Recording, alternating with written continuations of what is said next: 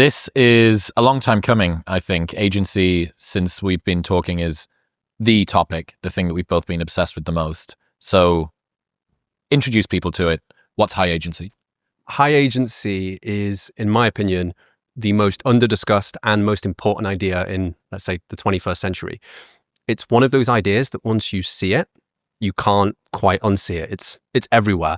But the problem with it is it's quite hard to define. And there's that Justice Potter Stewart line of around when he was trying to define pornography. When he was asked in a government inquiry, can you define pornography? And he came back with the ultimate reply of, well, I can't define it, but I know it when I see it. So in lieu of the episode today, I know you rent out all these beautiful studios. I wanted to be the first guest ever to bring some props to kind of get people to experience high agency, and then we can define it with words. All right, cool.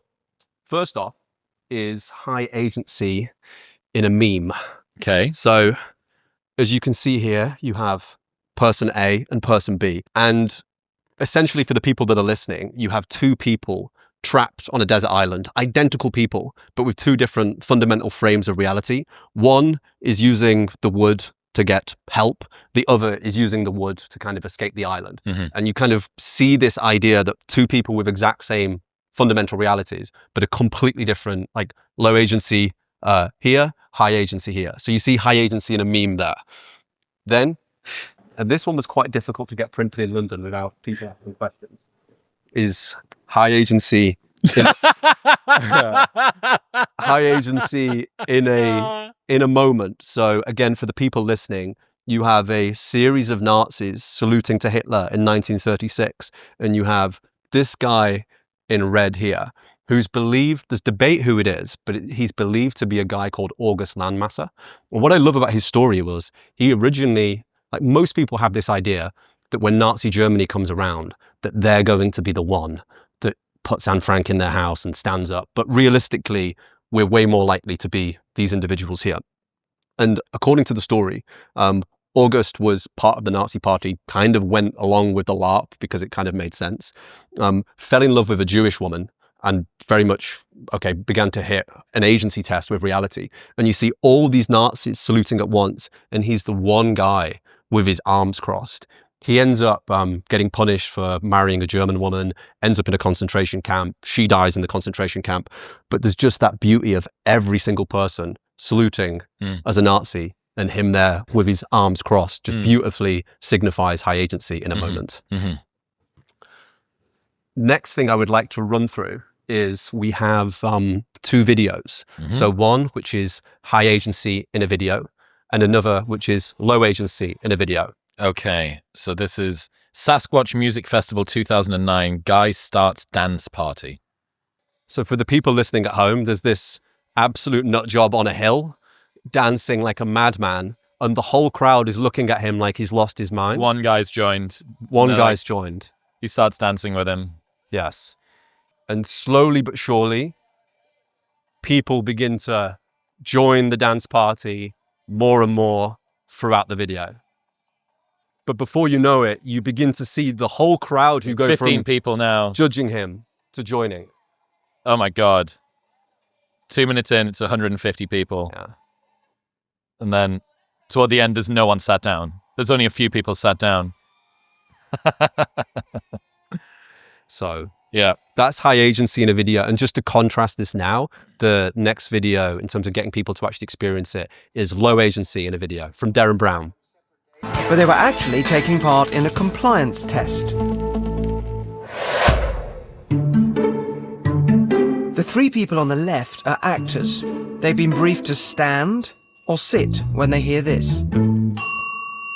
Everyone else that's brought in is a genuine shortlisted applicant. They've been given no instructions other than to fill out their forms. My team and I were secretly watching from another room.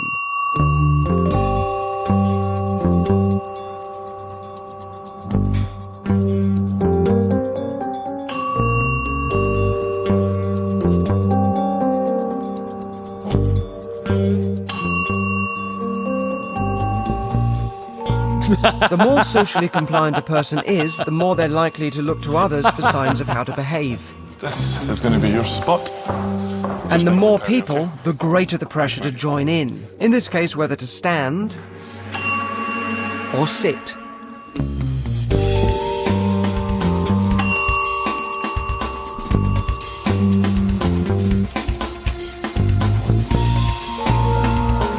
So funny how the third guy's now just taking Those it for people granted. that didn't follow the crowd. Oh, she removed. just cracked on. I think we have to lose Amy, sadly. Oh, so this was a test of compliance. Wow. Once we had a full house, Very cool. And before you know it, we got rid of the actors, before you know it, they remove the actors, and you just Oh. have 10 people standing leaving up us with a and room down full of to the compliant sound people of a bell. standing up. Unreal. And I love that And video sitting because down. it perfectly encapsulates Even low agency, where, and it's so easy to fall into, of just looking around at other people, assuming that they know best, and then realizing that all the other people were just looking around at other people, and it's this giant game of Emperor's New Clothes, and then you die and you realized it was one giant LARP, live action role play the entire time. Yeah, and I suppose that mimetic sense has got implications that you can be the first mover, both to start something which snowballs down or to stop something which is snowballing right now. 100%.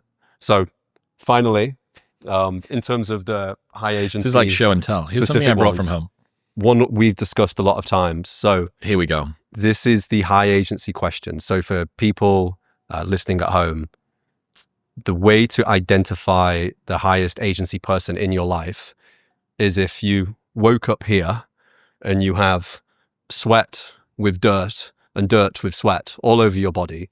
You've For the not people listening, this is a photo of a prison cell. Yes. You've not drank in days and you've woken up in a third world prison cell and you have a phone passed under your door and you can call one person to try and get you out of there. Who is it? And everybody weirdly has this kind of idea in their head of who they would call in this scenario. And when you actually begin to grill people about who they would call, it's not the amount that they bench press. It's not the car that they drive. It's not the novels that they've read. It's not the family background they're from. It's maybe sometimes. If they're the royal family, then maybe. It's something else. And that something is high agency. And yeah, I'm looking forward to the chat today because we can go into more of the specifics of it. But the problem, once you've actually begin to experience it, you get more of an understanding. Mm-hmm. But then the real problem that I kind of struggled with is how do you actually, it's a je ne sais quoi. Like it's difficult to describe in words. Like what is it? So I kind of created this like model here, which I call the high agency spectrum. Spectrum being the operative word. Yes. So essentially, imagine you have two doors. Behind them are all the people you would call when stuck in a third world jail.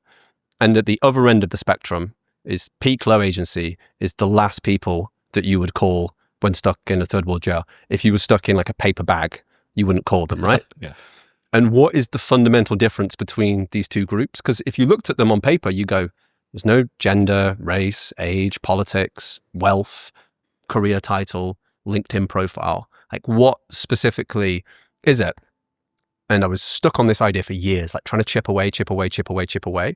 And essentially kind of came to the conclusion of like, this is actually the most simple way of defining high agency is, are they happening to life or is life happening to them? So what you'll ultimately, anybody who you would call to break you out of a third world jail, you would define as happening to life. The people that you would be least likely to break you out of a third world jail are the ones that life is happening to them. And then once you begin to see that spectrum, it's such a more simple, like Occam's razor of really understanding high agency. And fundamentally, this isn't, it can be like a nice, okay, this is a cool like self-help concept, but actually agency is bigger than that. Out of the 6 to 7 million species on Earth, human beings are the only ones capable of agency. In the known universe of what we know, and by the way, we only know this via agency, we are the only thing that we know of capable of agency. Even today, like we are sat in a studio in London, and I was listening to David Deutsch explain this concept of, we're in London today, and it's only thanks to agency, because it's December right now in London, that me and you aren't dead within 2 to 3 hours, because it's the clothes that we wear, human agency, it's the heating here. Like the UK itself is a product of agency, of human agency, because without clothing, which we kind of born into and assume has always been a thing, but no, it was the result of human agency. Without heating, another thing that we just take completely for granted, the UK would not be possible. So he argues that this idea that we're going to go to Mars and terraform it and shape it, that it's actually a livable habitat, the UK is already that. Mm-hmm. Nobody should feasibly live here, but it's just human agency. It's agency all the way down. All the way down. And that's why once you see it, you can't fundamentally unsee it, because it's not the only thing that makes human beings unique, but we are the only species that is fundamentally capable of happening to life. Why is it so important to you? It's an interesting definition. I can see why you happening to life, not life happening to you, is important. Why do you care? Why is it so crucial? Why is it the most important idea of the 21st century to you?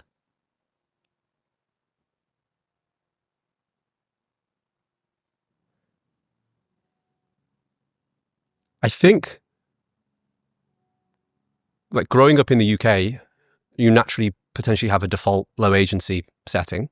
I remember when I first heard the idea, it was Eric Weinstein on Tim Ferriss's podcast, and I had to pull over the car and like write this down. I was like, oh, okay, this kind of begins to explain so much of the world and so much of my personal world. And then, as I mentioned, once you begin to see it, you can't unsee it. You see it every single where. And I've got some examples on the boards that I'll come on to. But it's so important to me because once you realize, your line of like skill issue, everything is just skill issue. Everything's agency issue. Everything is basically an agency issue. Yeah. Like when you actually, one of the fundamental beliefs I think of around high agency is that all problems are solvable. And once you begin to take that on board, as long as it doesn't defy the laws of physics, like this isn't self-help, it's physics, all problems are solvable with enough knowledge. What are some good examples of high agency? Okay. So using the spectrum, I've got 2 examples that you're going to like. Here we go. So on the right-hand side of the high agency spectrum, we have SpaceX. So the recent chopsticks landing. So SpaceX starts with Elon selling PayPal and deciding, as you do, to just get into rocket science. And rather than go to university, he decides that that's a painfully slow download process to learn. So just gets a load of rocket science books and starts like happening to life. Creates SpaceX. And one professor, SpaceX was this early startup, not the juggernaut that it is today, the best rocket scientist professor, I believe, in America. He goes, I can't believe it. Like 5 of my top 10 students are working at this company called SpaceX. He goes, I need to meet the guy that runs that. So Elon arranges the interview, and this guy has a load of questions for Elon. Like, what are you doing? And immediately he realizes the reason why Elon's taking this meeting is to find out who the other 5 were. And boom. So anyway, it goes through all the ups and downs, and you end up with a rocket reverse landing, catching with the chopsticks, and reducing the legs that's needed, the amount of repairs that's needed as a result, and massively accelerates the human's ability to happen to life, to be able to escape the planet. Just on the SpaceX thing, Bill Perkins introed me to one of the guys that works for Elon. And this guy bet his entire career on the belly flop maneuver. Have I told you this story?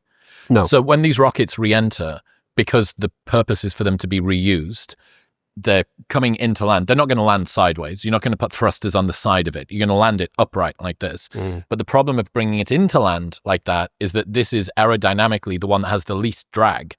So they thought, right, okay, how can we use air friction to reduce the speed of re-entry whilst also still landing the thing upright so that we get to use the same boosters to slow it down that we use to get it to take off.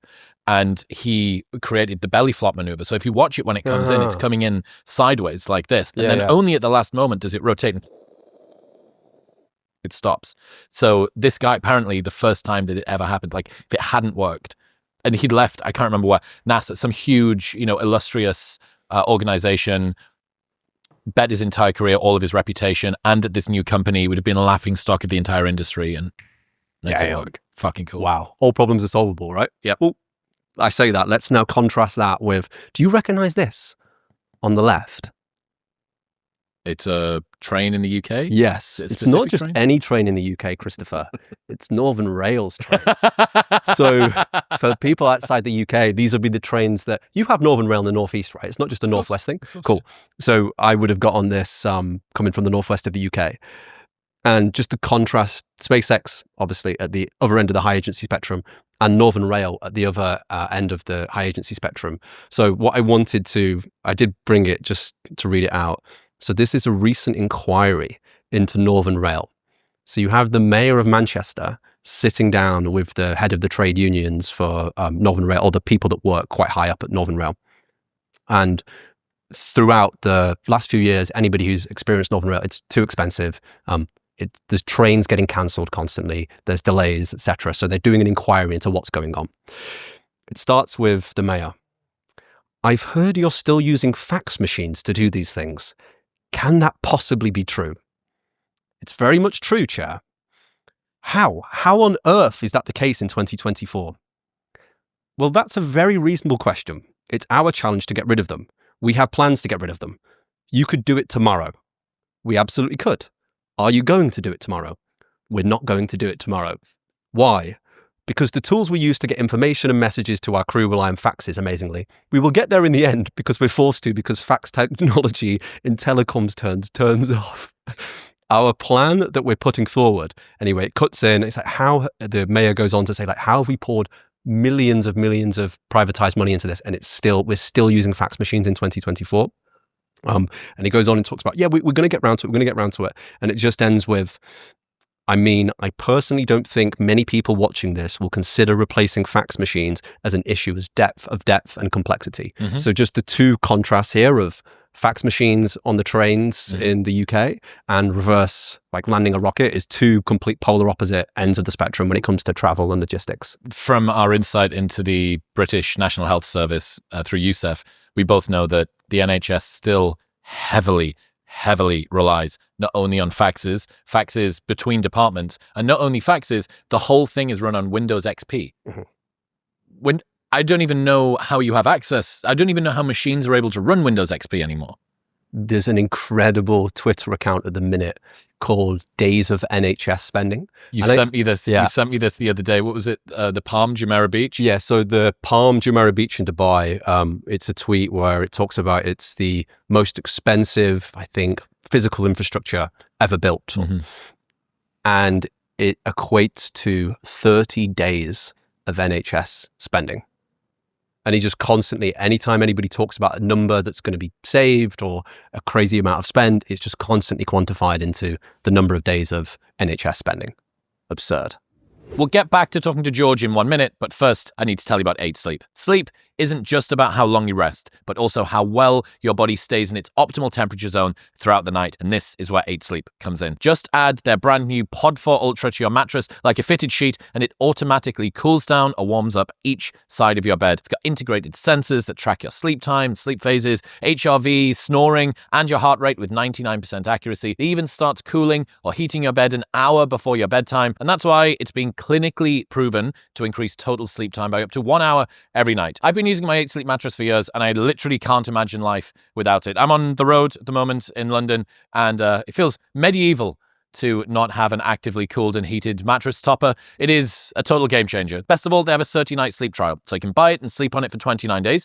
If you don't like it, they'll give you your money back. Plus, they ship internationally. Right now, you can get $350 off the Pod 4 Ultra by going to the link in the description below or heading to 8sleep.com/modernwisdom using the code modernwisdom at checkout. That's EIGHT sleep.com/modernwisdom and modernwisdom at checkout. What about examples of agency? Like, both of us have kind of become addicted, I guess, to accumulating these stories of people that are high agency. For me, Sir Adrian Paul Ghislaine Carton-Duarte, the unkillable soldier, Sir Ernest Shackleton that attempted the first Antarctic crossing, 1914, The Forgotten Highlander, Alistair Urquhart, Viktor Frankl, Man's Search for Meaning in some ways too. Had that recent one, that Amo Koivunen guy, the dude that took an entire platoon's worth of meth and outran Russians for a month. When he was stopped, his resting heart rate was 200 BPM and he weighed 50 kilos. Who are some of yours? Well, brings me on to my my next one. Okay. So we have two contrasts here. At one end of the spectrum, we have the US Department of Education on the low agency end, which something around $20,000 to $30,000 they spend on students per year, and they are ranked. So it's the highest in the world the US spends on education. Meanwhile, they're ranked between 20th and 35th, both for literacy and numeracy. So spending so much money, getting so little out of it. It's a wild stat of something along the lines of over 50% of Americans have lower than 6th grade literacy. Yep. So on the right end is one of the best books I've ever listened to. It's about an hour long. And I'll just open up the question first, because it's completely reset this question for me, which is, what is a 10-year-old capable of? And this book kind of answers that question. So it's called Don't Tell Me I Can't. It's written by a 14-year-old at the time called Cole Summers. And essentially, just to contrast it to the Department of Education, it starts with him very early on, around about 5 or 6 years old. And his dad served in the military and had issue in training that basically left him disabled and with injuries for the rest of his life.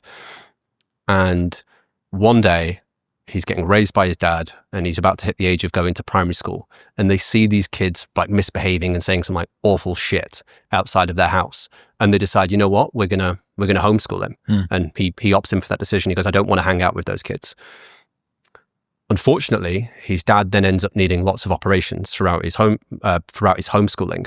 And he one day is kind of sat there. His dad's recovering from all these surgeries. And he says to his dad, how do people get rich? And his dad just replies, I imagine at the time, on so much medication and just trying to keep his kid busy. He goes, I don't know, because they're a poor family. He goes, maybe go and watch some Warren Buffett videos on YouTube. So a 6-year-old goes and start watching Warren Buffett, Charlie Munger videos on YouTube, consumes everything about Warren Buffett and Charlie Munger, understands like Munger's iron laws of prescription, starts learning everything about business and compound interest, all but for himself on YouTube. Then at the age of 7, just goes, well, I'll just start my first company. 7-year-old starts his first company, selling rabbits to the local restaurants, gets it up to $1,000 in monthly recurring revenue. And that's real revenue, not like a Shopify bullshit screenshot, right? $1,000 for a 7-year-old. At the age of 8, he then learns about Amazon not paying tax. He goes, how is Amazon not paying tax? So he starts just teaching himself the tax code online at the age of 8. At the age of 9, he buys his first vehicle, like a car. What's he do with it? For the farm. So it's not him, but he owns the vehicle, but people are working on it, yeah. And at the age of 10, he buys his first house for $10,000, watches YouTube videos, learns like flooring, how to do the wiring, completely flips the house, makes a profit on the house. And has he got any help? Is anyone assisting him with this? I don't know the ins and outs of that specifically. I'll probably do more research on that, but the book is incredible. And there's a bit in there where he goes to scouts because he's still interacting with other kids. But what the crazy thing is he didn't know that wasn't normal. He was just going online. And he goes to scouts and he's chatting to the other kids about like what they've been up to that day. And they're saying, like, yeah, we've just been remembering the planets. And like, so we have Earth here and Mars and da-da-da-da-da. And he's like, when are we ever going to use this? And he goes, what about you? What have you been up to? And he chats to them about like payroll, tax compliance. I just picture this 9-year-old at Scouts. But not that, I think the key asterisk on that story is not that everybody should, not every 10-year-old should be buying their own house, but it makes you question like the education model that we discussed earlier. And I think that's probably one of the biggest inputs of low agency into people. And his story in particular, makes you question, well, what is a young person capable of? Well, I suppose the education system in both America and in the UK, I don't know if there's anywhere that it isn't. Very much life is happening to you. Yes. There is no you happening. You're not, until, when's the first time in the UK school system that you get to choose your sort of speciality? Sort of 13? It's after year 9, I think. Remember, you're going to pick your GCSEs that you're going to focus on. And then from there, you pick your AS, you pick your A-levels, then you pick your degree. So up until that point, up until the age of 12, 13, you're just on a set of train tracks. You don't even get to discriminate what you learn, let alone how you learn, in broad strokes. And then in specific strokes, it's like, well, this is the sequence, this is how the curriculum is put together. And what's your thing about the behaviors that you were rewarded for in early life are the ones that you get punished for in later life? Yes. Like in school, if you copy people, you're punished and given a detention. In life, if you copy people, you're labeled a successful franchisee owner. But there's like endless amounts of those behaviors where a lot of adult life is about, from my experience at least, seems to be about unlearning behaviors that happened during school. When you actually go down the rabbit hole of the education system, like this Prussian model that came over, and it was primarily created to create industrial factory workers. And it still looks like that to this very day. That you have bells that ring. They used the same bells in British schools that they were using in the factories. Like the most Pavlovian early on conditioning. It's fucking wild. You have somebody who's in charge of the classroom. You have people moved from cell to cell. Uniform. Yeah. And you're told when you can eat. You're told when you can go to the bathroom. You have to ask for permission to go to the bathroom. Peter Thiel, I was thinking about this the other day. He has this question of what opinion do you hold that few people agree with you on? And this idea of trying to get you to become an independent thinker, which is quite a difficult question to answer. I certainly struggle with it. But there's a flip of that question, which is what do essentially most people agree upon, but nothing's changing? And I think it's the education system is definitely not a good thing. It's obviously not necessarily, there's worse options, right, before it existed. But I can't think of anything that as many people agree upon that this doesn't prepare you for real life. And a good indicator of a training system, I was thinking about this, a good indicator of a training system is how closely it mimics the actual thing. So driving lessons are incredible because you're literally driving and it's painful. But meanwhile, school, how much do you remember from school? Essentially zero. I was thinking about, who I'd love to meet? Whoever is in charge of foreign languages in the UK at like the department level. I've never met anybody who's learned Spanish, French from school, apart from like bonjour or hola. That's it. But we still keep going. Dedicated 2 hours a week for 2 years to it. Yeah. Yeah, it's bizarre. I have an issue with the early on education system. I know that you've got a massive issue with university as well. For me, I found university to be useful as like a crash course in socialization. But it feels like you've ordered a main course that tasted like dog shit, and you're like, yeah, but the gravy that came along with it, or the plate that it was put on, the plate that this dog shit food was served on, that was an enjoyable experience. I took a lot away from that plate. It's very well designed, it's great quality. Really, I remember it. But yeah, it does feel like if you're trying to create a highly agentic populace, school isn't exactly the best preparation. Have you seen, I need to double verify these studies. I'd be interested to replicate them. There's a guy called, I think, Dr. Land, who worked for NASA and designed these creative thinking tests to basically gauge how creative somebody is. And the way they would do that is ask, for example, number of solutions, different types of solutions they come up with, how they vary from everybody else's solutions, things like that. And a 5-year-old on average of the 1,500 that they surveyed scored like 98% on creativity. Kind of follows up every 5 years, and it looks like the reverse of Bitcoin's price. It's just down, down, down, down, down. And we spoke on the previous show of the average person dies at 25 and isn't buried until 75. At the follow-up of the study, the 25-year-olds, 2% was the 2% of them scored as like creative thinkers. Mm. And it kind of makes sense when you're put through this model of wrong, right answer, set curriculum for you, Pavlovian Don't think conditioning. outside of the box. Yeah. Don't question the question ever. That doesn't go down well at schools. No. Why do we need to learn this? What's the point of doing that? No, you'd be labeled a disruptive kid. You'd be a bad student. You'd be a bad student if you ask questions about the question. My brother tells me this funny story of when he was at school, and he was probably not the most well-behaved kid at school.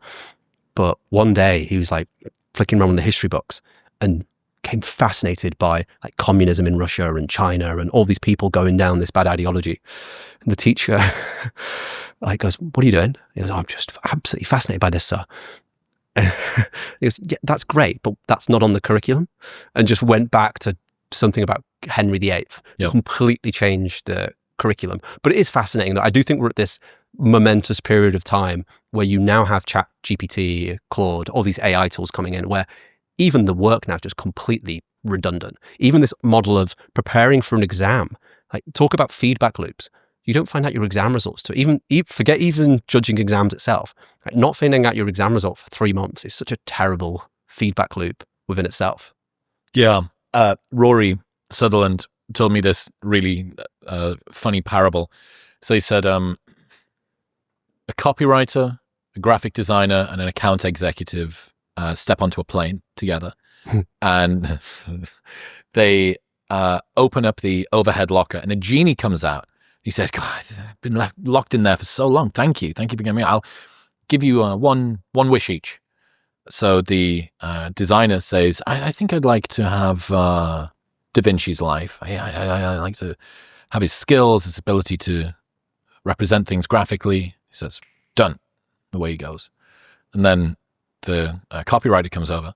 He says, I think I'd like to live like Hemingway did. You know, so the women, the lifestyle, the writing ability. Oh, the writing ability. He goes, "Done."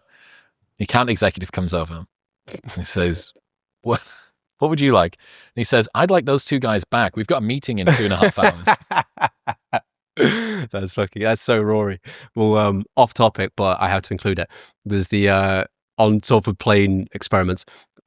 Charlie Munger tells that one of he goes on a plane, terrorists hijack the plane and say, "Right, you've got one last dying wish before we blow this sucker up.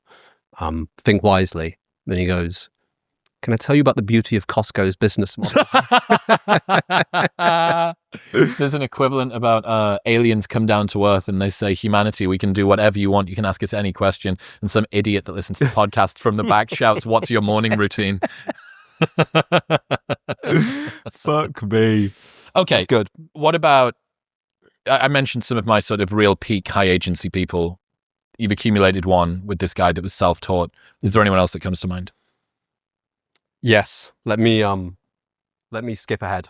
So Skip ahead. just before I go on to that one, I just wanted to show you this because it's just fucking cool. To What be is honest with you. This is the topography of tears. Have you seen this? The topography of tears? Yes. Like, So yeah, this photographer, I will come back onto your question, but just quickly let me blast through this. This photographer took different types of tears and put them under a microscope. And here, for example, is tears of grief. Here is tears of joy. They actually look different under a microscope. wow. So this was just a way for me to try and get this into the show because it looks so cool. But like the agency example here is being at a funeral and thinking, "Fuck, I never got in touch for the last few years and now they're gone." Mm-hmm. Tears of grief. At the other end, tears of joy of, "Fuck, I'm so glad that we did that holiday together." Mm-hmm. Mm-hmm. Or "I'm so glad that I arranged all those trips that I did with them." So I thought that was a That's fascinating. I wonder Beautiful why one. that's the case. I want to know what those structures are made of. I want to know what those lines are. So for the people that are listening, the tears of grief are much more sparse. Whatever the lines, there's some kind of structure. It looks a little bit like halfway between little cells and electrical circuits. And then at the other end, the tears of joy have a lot more activity, a lot more structure in them. There's lines everywhere. And I wonder what that is. We can dig deeper and come back to it. But let me go back to your question that I rudely ignored. So essentially, I want to come on to the most high agency person, but I just want to address like probably the YouTube comments at this point. So I wanted to steel man the other side. So, Okay. For example, life happens to people, you piece of shit. Hope you get 4th stage cancer so I can call you up and tell you to happen to life. Can't wait to tell the orphans they just need to happen to life. And big nose twat. No, who's written that? That was Like just one of somebody from your. That's awful. I don't know. You do seem to have a very accurate perception of what the comments are going to be. If everyone can comment "small nose twat" in the section below, that'd be great. Essentially, the most apex high agency example is this guy coming up now. So Actually, let's just linger on. Let's just linger on that thing for a second. Why do you think it is that conversations around being able to happen to life, self-authorship, agency, taking control, why do you think it is that it triggers that particular immune response from people? I think they're right. I think they're right at the end of the day. That's why I'll come on to it in a second, but I don't want to misconvey that life doesn't happen. It definitely happens. Going back to the London example earlier, like if it wasn't for the heat, if it wasn't for the clothes that we take for granted, we'd literally be within 2 to 3 hours hypothermia and death. So I don't think they're wrong. And I think it makes sense. But then this is why I take it away from a self-help conversation. When you begin to go, well, does it defy the laws of physics in terms of knowledge creation? Well, no, it doesn't. So therefore it is possible. It doesn't mean that awful things aren't going to happen. They're almost guaranteed to happen, which is why I tried to basically update the model based off their feedback. Like, I don't think they're wrong. So essentially it's more of a 4-dimensional model that the higher agency somebody has, the more, the more life is happening, the more agency that they ultimately have, which is why I wanted to come on to. So life is happening, there is a pressure up against you and there is a pressure of you leaning into it at the same time. Yeah, that's interesting. I was having this conversation. Destiny taught me this. I think I gave it some wanky me name of like the 2-step theory of 2-step flow potential. I think I called it 2-step theory of potential. So Destiny I thought was kind of an interesting person to put this to because he's somebody that's from the left but also has quite a lot of agency. In fact, I'm reading a book at the moment by Martin Seligman that has a quiz, and much of the quiz is asking you questions about agency. A person steals something from a shop. What are the reasons for why they stole? Like, did they have choice? Could they have done differently, etc.? And this is supposed to map you on the spectrum from left to right. But Destiny seems, at least when I asked him these questions, to be someone who kind of does take charge. It doesn't really sort of outsource to structure and environment things which are maybe of personal responsibility. And I asked him this question about, well, how do you marry the fact that people are both at the mercy of the environment around them and the authors of their own life, that you don't want to externalize your sense of control, but you also have to understand that there are limits to what you can do. And he basically describes it as having a range within which your outcomes in life, your capacities sit. And this range is determined by your genetics, the environment you're in, the time that you were born. Like, you could be the best guitar player in history, but if you were born before the guitar was invented, guess what? It's not happening. So he says there is a range that you sit within, and this is determined by the environment you're in, things that are outside of your control. But within that range, everything is exclusively on you. And for some people it's easier, for some people it's harder, but there is a range that you sit within. And I think that kind of marries things quite nicely. Some people, me and you, probably not going to do very well in the NBA. But within the range that we do have, football freestyle, perhaps you can get a bit further. Yeah, I think just to, on that specific point, it's not that problems don't happen. It's that fundamentally all problems are solvable. So, and it all comes down to agency. Like cancer, as horrific as it is, and it happens to people, it's truly fucking horrific. But it's ultimately a humanity level, it's an agency problem. All right, it is solvable. Get your next slide out for the lads.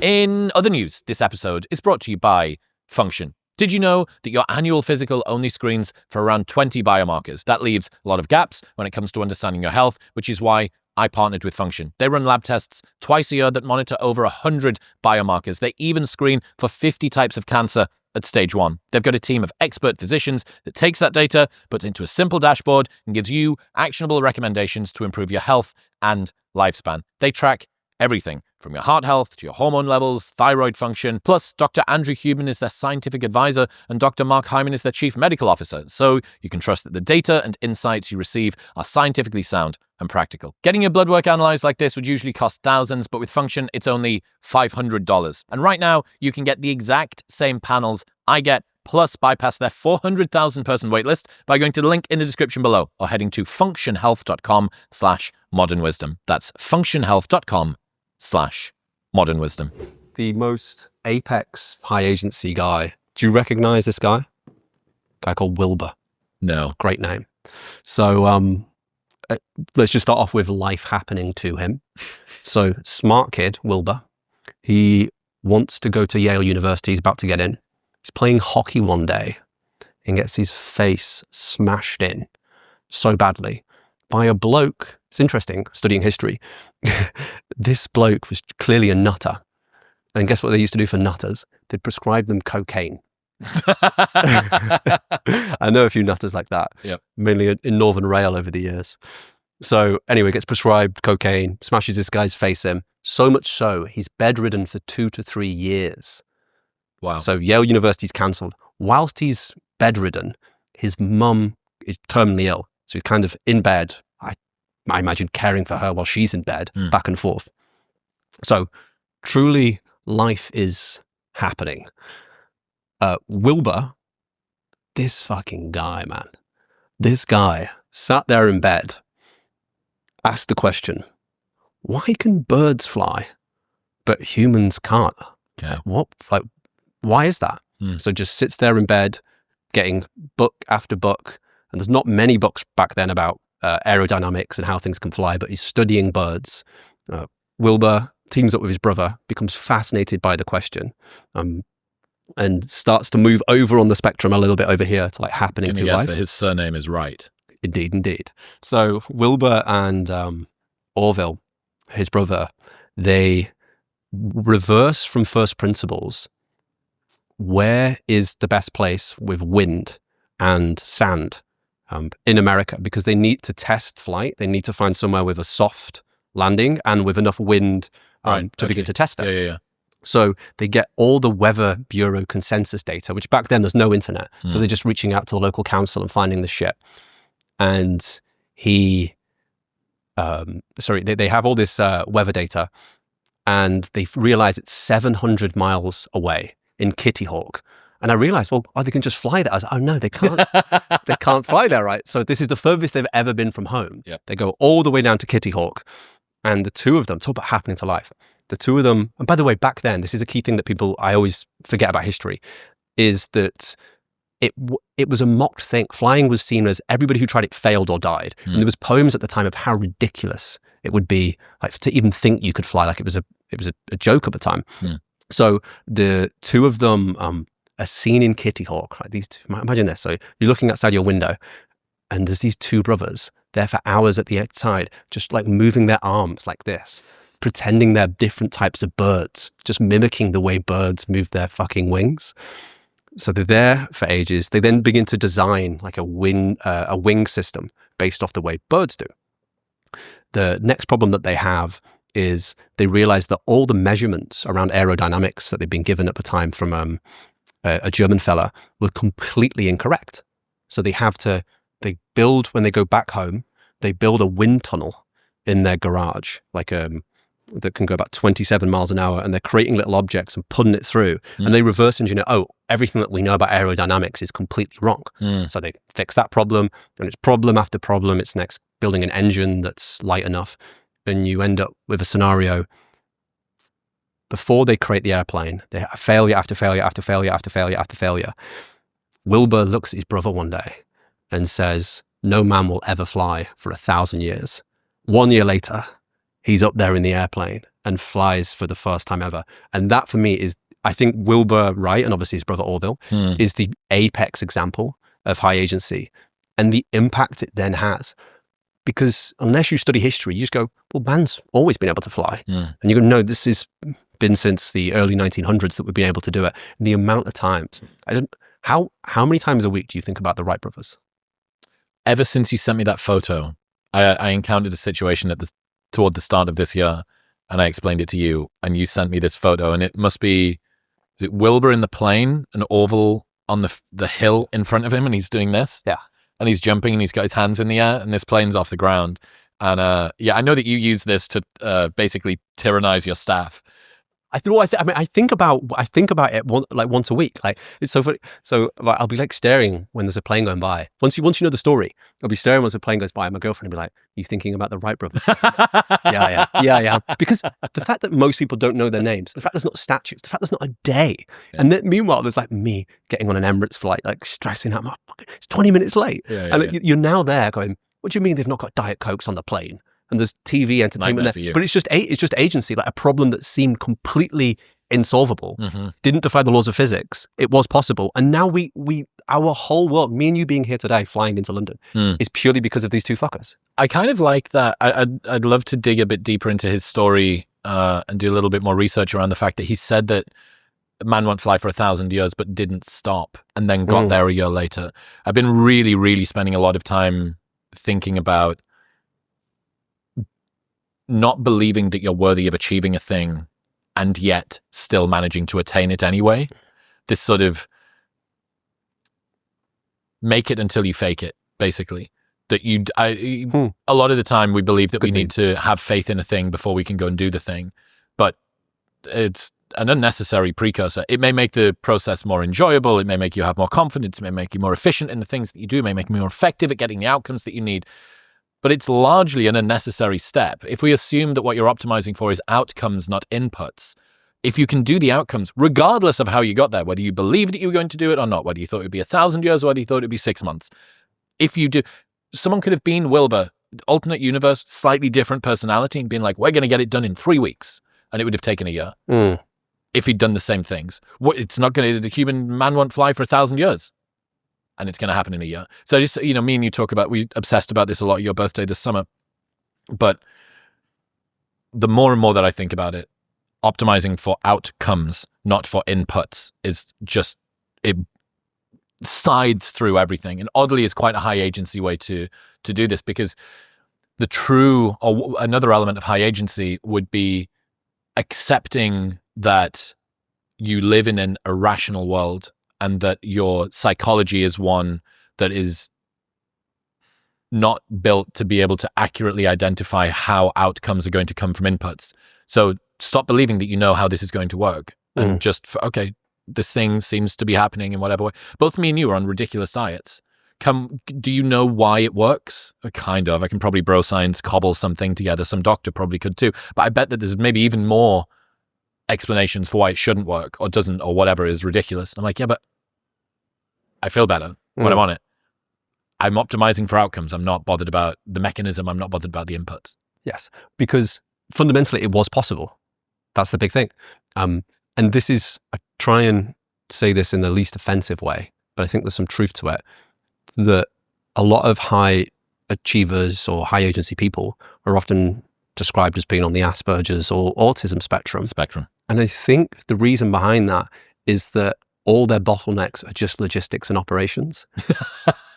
It's just like, you look at someone like Elon or Zuck or somebody like that, Bezos, and a lot of it is just logistics, operations bottlenecks. Whereas for maybe people who, like myself, that go through the education system and really struggle to then break out of that way of thinking, it's a creativity bottleneck. It's a emotional bottleneck is a big one of like, what will people think if I do this? Yep. But there's so many different bottlenecks that aren't logistics and operations, but for people who have a little touch of the tism or the Asperger's. What's the opposite of high agency? It would be low agency. It would be outsourcing your worldview to other people who are just outsourcing their worldview to you, and you just have this kind of reflexive mirror. What's your one around the? Is it the Fabelline paradox? Is it that one? Abilene paradox. Abilene paradox. Yeah. Abilene paradox. Yeah, that somebody invites you to their wedding thinking that you want to go, you say yes despite not wanting to be there because you think that they want you there. It describes how in a system, especially a social system, people can arrive at a suboptimal scenario for everybody because everybody presumes that everybody else wanted it. It's not too dissimilar to the Keynesian beauty contest that you spoke about previously, which is where you make a judgment in a beauty contest, not of who you think is the most beautiful, but who you think other people will think is the most beautiful. And then you can continue to scale this back, right? It's just an infinite regressive prediction all the way back. So are you talking about low agency? You know, both me and you, since you first came on the show 6 years ago, inversion is one of those really powerful tools.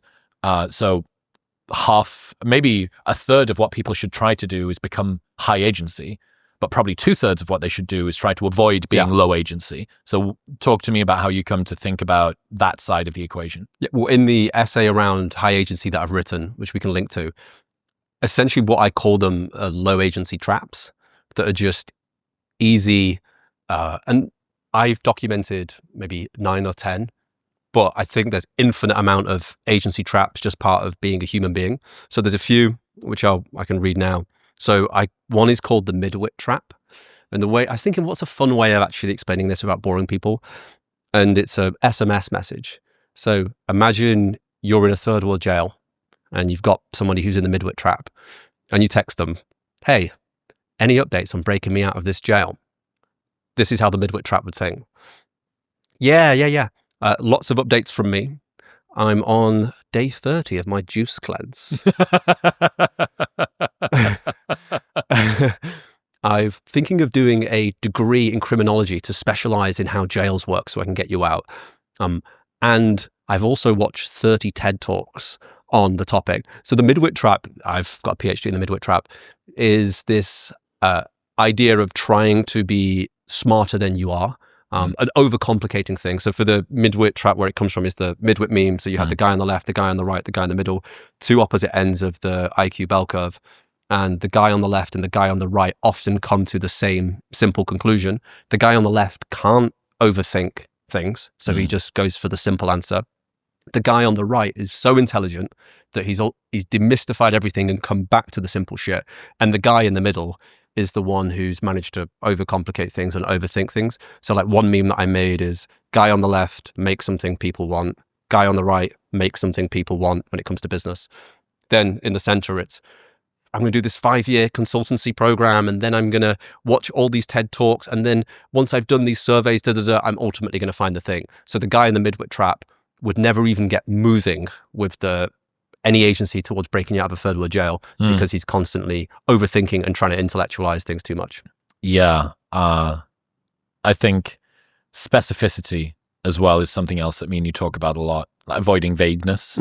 And it's necessary but not sufficient to become high agency or to avoid low agency is to have intentionality, right? To choose what it is that you're going to do. If high agency is winning at the game, intentionality is choosing which game you're going to play. Well, when I was thinking about high agency originally, I had 4 things that underpin it. So if you imagine high agency is like this table here, and then you have the 4 legs. The 4 things that I think underpin it are clear thinking, resourcefulness, bias to action, and disagreeability. So if you even go back to the Wright brothers story there, the amount of clear thinking that they needed to do throughout of, the aerodynamics, let's actually take these to first principles and test it. The amount of resourcefulness and I probably think resourcefulness, interested to get your opinion on this, it's like creativity and persistence combined, like the ability to create new novel creative solutions. Bias to action is just like moving Napoleon style. And disagreeability is the guy earlier when Derren Brown rings the bell who sits there and goes, well, maybe I don't have to follow everybody else. And perfect example being the Wright brothers, rather than just carrying on their bike shop and trying to build that into an enterprise, disagreed with the whole consensus based off the laws of physics that people could fly. So you have those 4 things. And I think going back to your point there, intentionalism is like a sister of like clear thinking. Yes. It's like clear thinking leads to intentionalism. Yeah. Doing what you meant to do. Yes. Because there's definitely a difference between high agency. Like you could theoretically be high agency and unintentional that we've spoken about before. Yeah, we know absolute psychopath. A few people like that. Yeah, but it results in you being very original and action oriented in service of something that's a total fucking waste of time.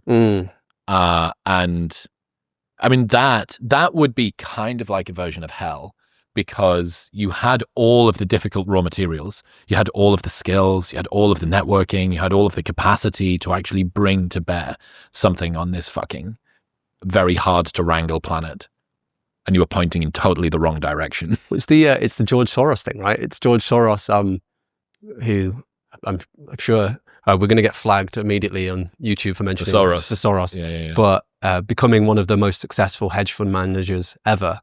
And if rumors are to be true, or believed to be true, he wanted to be a philosopher.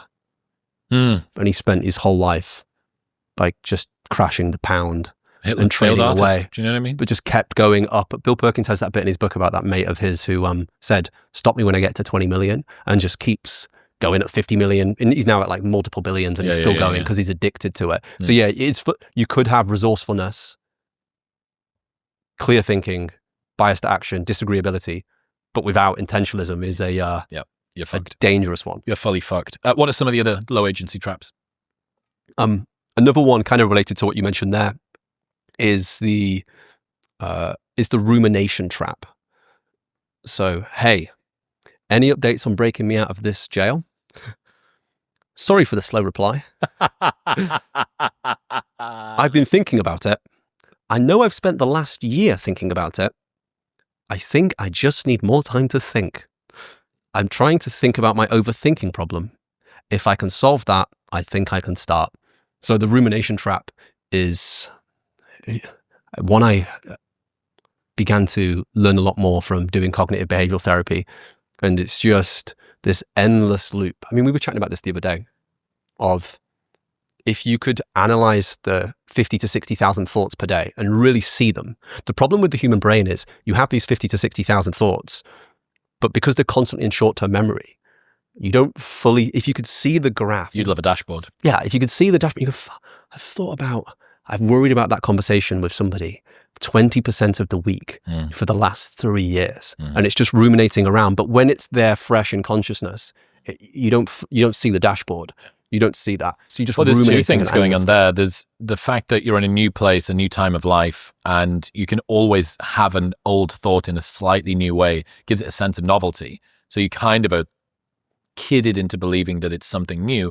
And the other part is that we're creatures of habit, and old thoughts, even ones that are quite uncomfortable, are familiar to us. And that familiarity gives us a sense of comfort, and that comfort gives us a sense of sort of habituation. You know, you might not, obviously not with this show because it's fantastic, but many people will watch or listen to YouTube channels that they kind of don't really enjoy anymore, but they just know where they're going to go.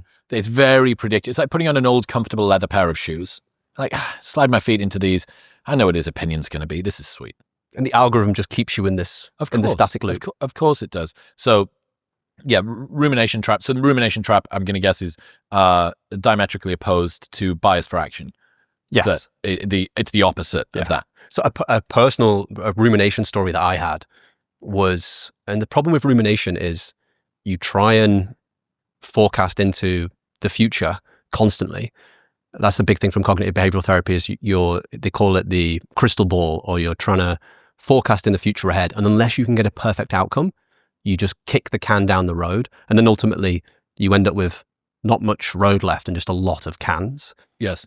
So one that came to mind for me, so when I was thinking about clear thinking, there's the three big decisions, right? There's where you live, who you're with, and what you're doing. And one thing I struggled with for ages was, I'm in this location right now. Maybe I could go to this other location. And what would happen in my head is I would have option A of me staying in current location, or option B, going to new location. And when I would think of option A, it would go nightmare mode. So everything that could possibly go wrong would go wrong. And the other option has worked out perfectly. And then I'd flip to the other option, and the reverse was true. When I had left and gone to that location, everything's gone wrong, and I've now missed out on everything. And as a result, it's this doom loop that then begins to occur. And the more you kick the can down the road, the more you ruminate, the bigger this thing becomes. And it's this absolute doom loop cycle. And then I don't want to think about this, which makes the thing bigger and bigger and bigger and bigger and bigger. Yeah, I mean, this is a conversation I heard recently about action being an antidote to anxiety, and that the bias for action just, look, you might think that by worrying and obsessing and ruminating and thought looping and fearing and gripping your way through this problem, that it reduces down the likelihood of it happening somehow, that it brings to bear more control, that it almost like impacts reality in some sort of a way. It makes no difference. Again, what are we focused on? We're focused on outcomes, not on inputs. And the people that have that bias for action, they end up just finding out whether or not this thing is going to work way quicker. The biggest thing that I actually found for people listening who probably had that doom loop that I have and still have is, in terms of getting a bias to action, is rather than calling it a decision, just moving to experiments. Yep. So just looking 100%. At the two and going, oh, okay, I think this one has 60% probability, this one has 40% probability. Yep. I'm going to go with the 60% one, and I'm going to fully back the decision, and I'll book time 6 months from now to review how it went and then change if not. Because I realized in the 5 years spent ruminating about the two different options, I could have lived in both cities multiple times. Both of us have done things where we've spent more time making a decision than it would have taken to have worked out whether it was going to work or not. Yes, so much time wasted. And the thing I love about that is, if you actually just did the thing, the amount of real data that your amygdala can't just sit there creating these doomsday scenarios. The big realization I had when I spoke to the CBT guy that I worked with was, when you actually look at those nightmare modes that are playing, what's really strange about rumination is it skips like 2 to 3 years in the future. And the worst case scenario, it's always, I won't be able to cope. The worst case scenario will happen. I won't be able to cope and people will judge me, is what happens in the doom loop, in the rumination cycle. But it always skips 2 to 3 years in the future. And he made a great point of, it's like a horror film. It just starts now and goes 2 to 3 years in the future. He goes, but real life's more like a documentary. You have agency. What's all the steps that lead you up? You can bail out or change or adjust course at any point along that. Yeah, I think a good way of moving out the rumination cycle, I kind of call it the difference between clear thinking and muddy thinking. And ultimately, we spoke about this the other day, the kind of aphorism I have, the Nietzsche thing of never trust a thought that happens indoors. Never trust a thought that happens in your head is a good rule of thumb. And I like that Balaji idea of transformation. So if thought happens in my head, it's not true until I've drawn it out, written it down, spoken it out loud to another person, created an equation, put it in a spreadsheet, whatever it is. And I actually think probably 50% of the benefits of therapy is just going from head to out loud. It's more than that. This is one of the reasons why I'm not on Substack, but I'm an avatar for people having a Substack or some form of written, publicly consumed form of artistic output or self-reflection, specifically for self-reflection. I'm a really good avatar for someone that would not have been able to keep up a writing practice for 4.5 years or however long it's been now since I launched my newsletter. And now we're like 250,000 words written in whatever, 4.5 years, something like that. But it's invariably the best part of my week. It's my favorite thing. The guy that does the podcast, his favorite thing is the 1.5 hours that he spends writing every week, because of that precise reason. It synthesizes down the most salient thing that I've learned from that 1 week. And I know I only have 500 words or 1,000 words to write this in. So I need to be like high in brevity. I need to be pretty precise. I need to triage what it is I want to talk about. So if I talk about this, I can't talk about that. So which one's it going to be? Which one's more important to you? Which one are you feeling more right now? And big fan of people having, especially a public facing version of this. I understand. Here we go. No, go now. We'll get back to talking to George in 1 minute, but first I need to tell you about Element. For the last 3 years, every single day I have started my morning with Element. It's a tasty electrolyte drink mix with everything that you need and nothing that you don't. You might not be tired, you might not need more caffeine, you might just be dehydrated. Proper hydration is not just about drinking sufficient water, it's having the right amount of electrolytes in your body to let yourself use those fluids. Element contains a science-backed electrolyte ratio of sodium, potassium, and magnesium with no sugar, no coloring, no artificial ingredients, or any other junk. It's a game changer. This orange salt, first thing in the morning, tastes phenomenal. And they have a no questions asked, unlimited duration refund policy. So you can buy it, try the entire box, and if you don't like it for any reason, they'll give you your money back and you don't even need to return it. That's how confident they are that you'll love it. Right now, you can get a free sample pack of all 8 flavors with any box by going to the link in the description below or heading to drinklmnt.com/modern wisdom. That's drinklmnt.com/modern wisdom. We have people that journal, it's phenomenal in many ways because you're able to say things that you can't for public consumption.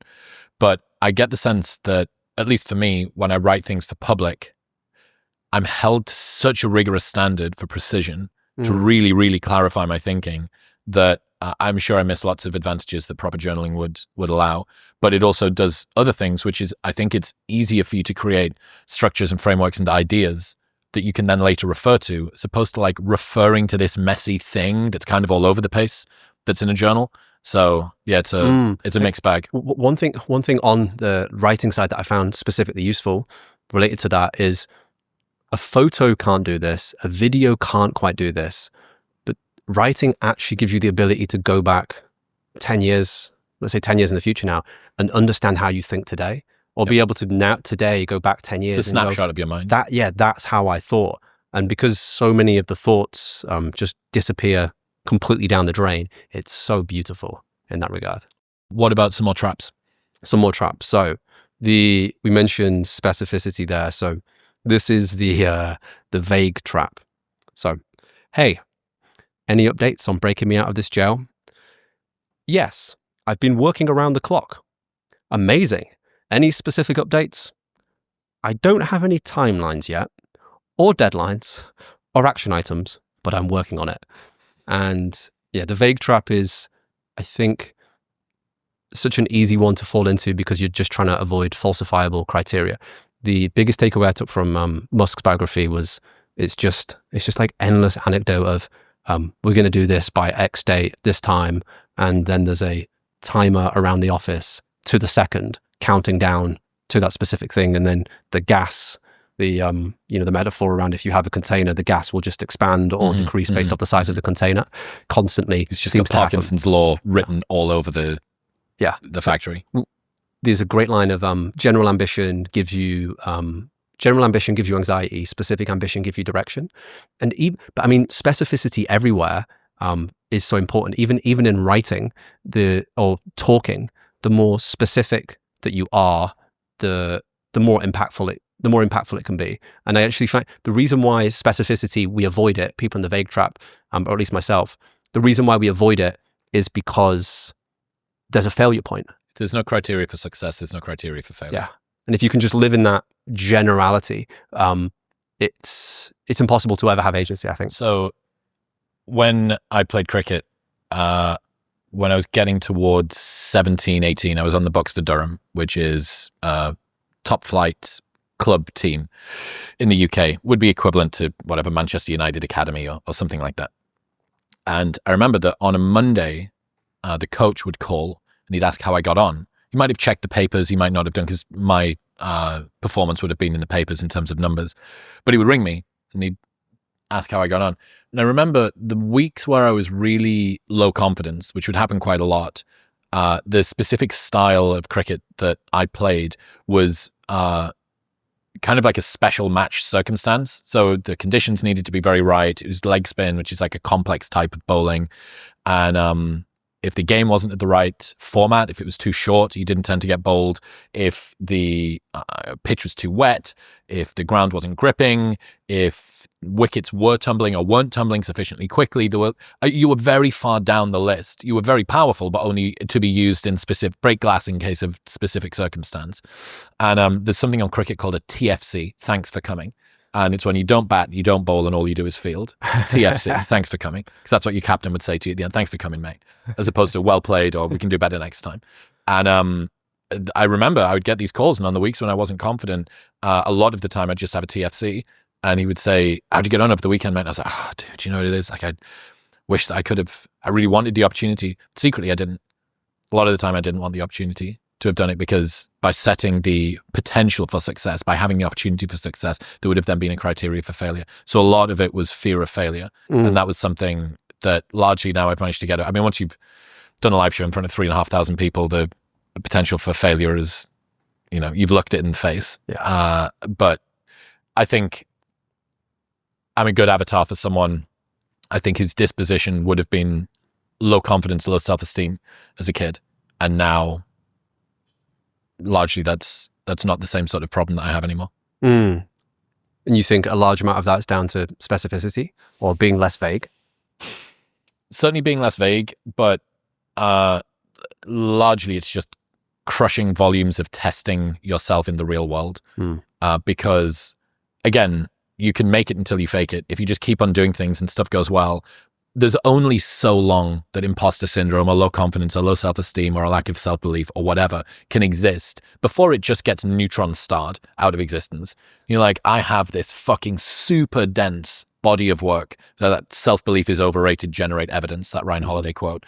And you just generate so much evidence that it sucks the living shit out of whatever it is that you were worried about.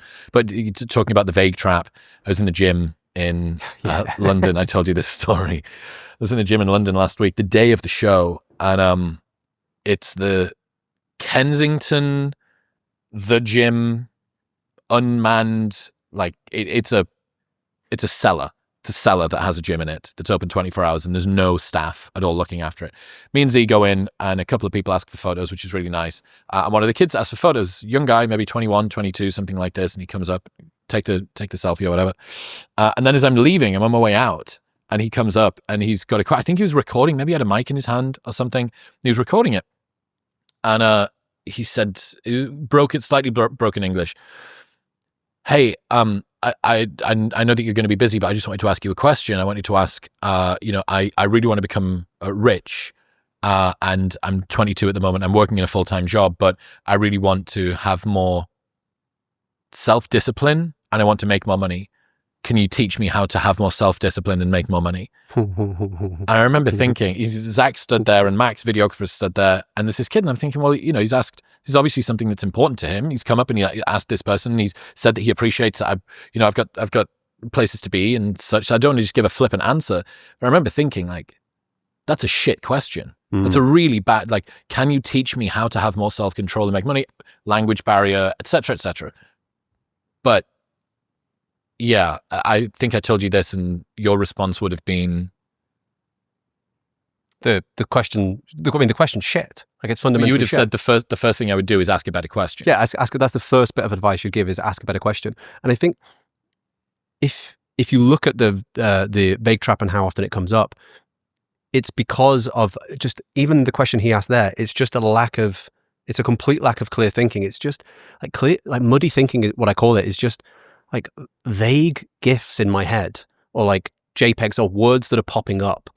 And it's never going, what does that mean? Or writing that down, getting more specific. Like a great example would be, how can I be happy? It's probably the vaguest fucking question that's ever existed. And if you just view the brain as a questioning, answering device that we're constantly asking questions, and you basically, it's like asking a computer just an endless loop that never closes, and it just completely expands into infinity, which then leads to this anxiety.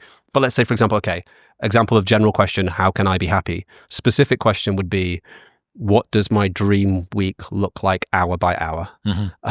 What does my nightmare week look like hour by hour? Where am I right now between the two? And then what's the easiest first step to move up that? That's so much more specific versus like a general thing. And I think that's probably the biggest sign I notice whenever I'll get a DM, whether it's a personal thing or a business thing. The easiest questions to answer, or the best people, are always, the most high agency people, it tends to be super specific. I've tried A, B, C, D, E. I saw that you mentioned F. I've done this specific thing here. Yep. This problem happened here. What do you think? Versus, hey mate, I want to do this. Anything? Question mark? Yeah. Like, it's so vague, and as a result, it's so boundless that you could almost never apply knowledge because it's too general. What are the traps? Is there anything else? Let me see.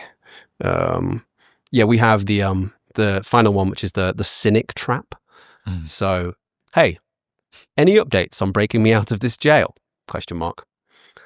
I posted my idea on Reddit for feedback. This user called TwatMonkey72 broke down why it was a dumb idea.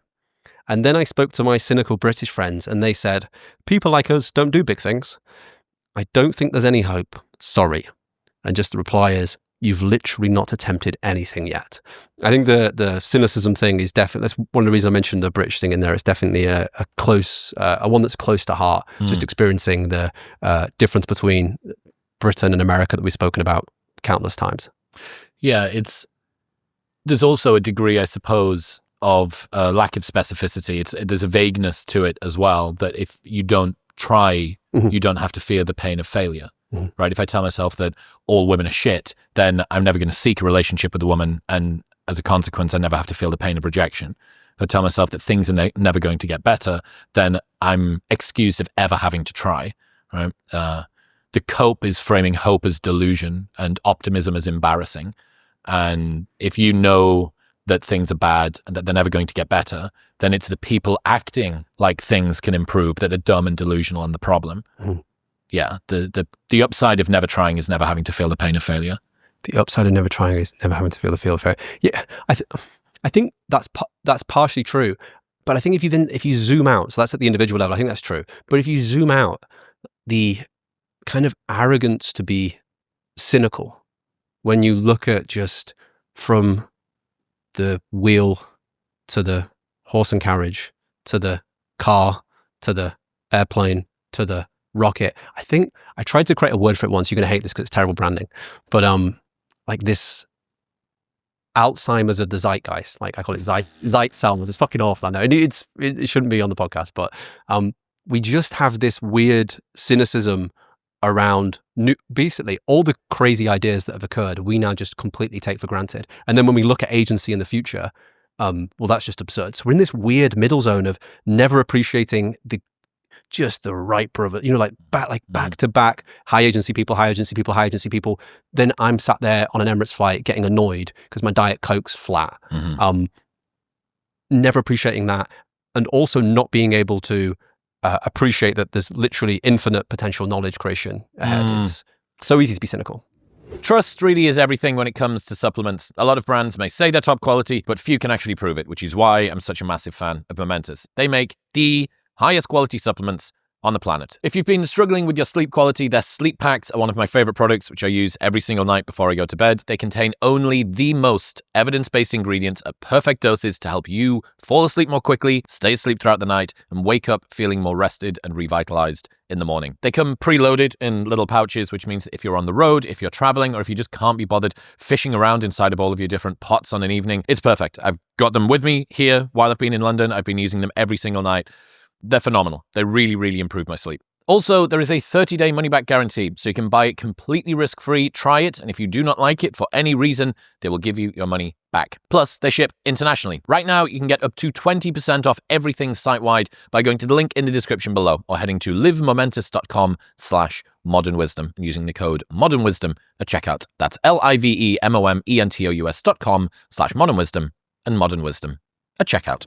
Those are traps. What about beliefs? What are the values and worldviews that high agency people are going to focus on primarily? Yeah, there's 5 key ones that I identified. So there's no unsolvable problem unless it defies the laws of physics. There's no adults, we spoke about previously. Adults don't exist. Adults don't exist. There's no way.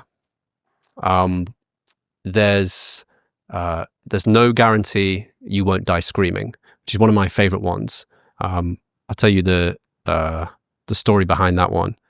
There's a old Joe Rogan podcast with a guy called Kevin Smith, and he comes on, and he comes on and he's telling the story of his dad, and he talks about how his dad was this great guy, like was one of the people that never made any mistakes, worked for the postal service, just kind of gave up on his hopes and dreams just to make his family happy. So never saw him make a mistake once.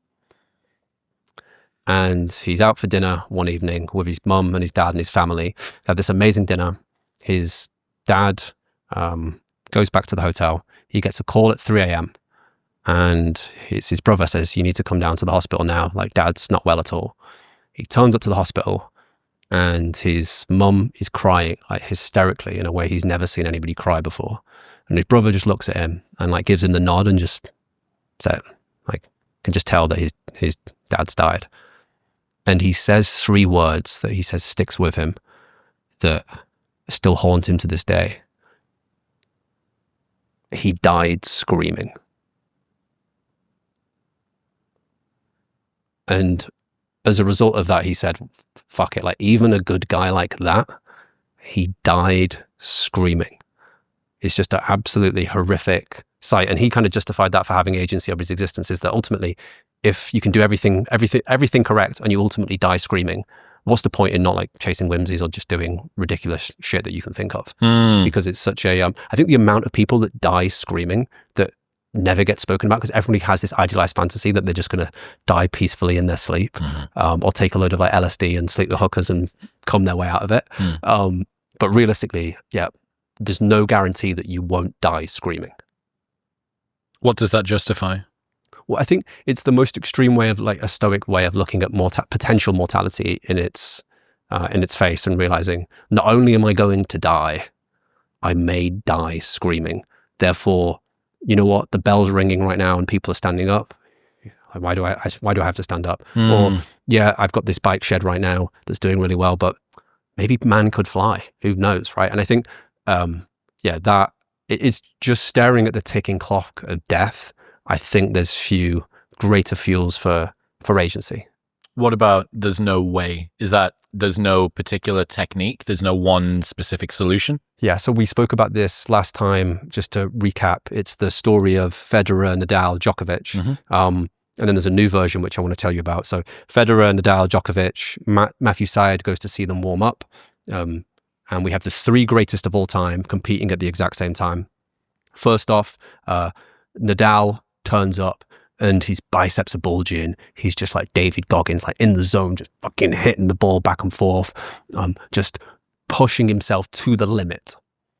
Next up, Djokovic turns up and he's just like a calculated psychopath. No emotion, just getting the job done.